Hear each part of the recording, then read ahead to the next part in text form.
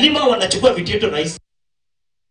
Serikali imewahakikishia wakulima kwamba kuna mbolea ya kutosha wakati huu msimu wa mvua umeanza na kuondoa tetesi na kuwepo na uhaba wa mbolea. Mwenyekiti wa kamati ya kiufundi ya mbolea nchini Rashid Khator, jumla ya magunia milioni 1 ya mbolea yametolewa katika bandari ya Mombasa na kusafirishwa hadi maeneo kadhaa nchini, huku serikali ikiagiza tani nyingine milioni 1.5 za mbolea. Khator aliyesema haya baada ya kuzuru maghala ya NCPB mjini Thika, kaunti ya Kiambu.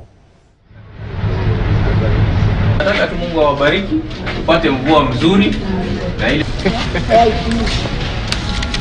anauliza kama kuna bagi yake ingine. Lot, but I think with the country will also assist.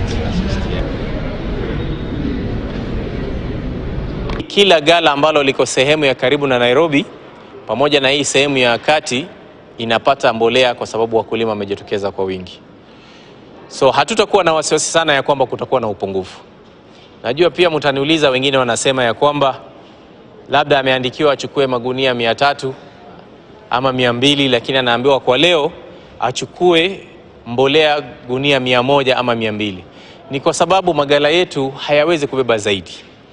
So tunawaonuia radhi wale wakulima, ili ukiwa utaambiwa uchukue kiasi fulani uchukue na urudi kuja kuchukua ingine. Na basi nasikia ni mifuko 2. Na kwangu haitoshi. Nikaangalia.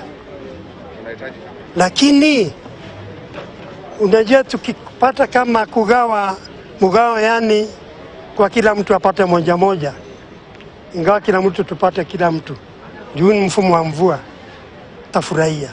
Tumekuja bado tujahudumiwa kwa bei ni mzuri, juu wanauza 2,500.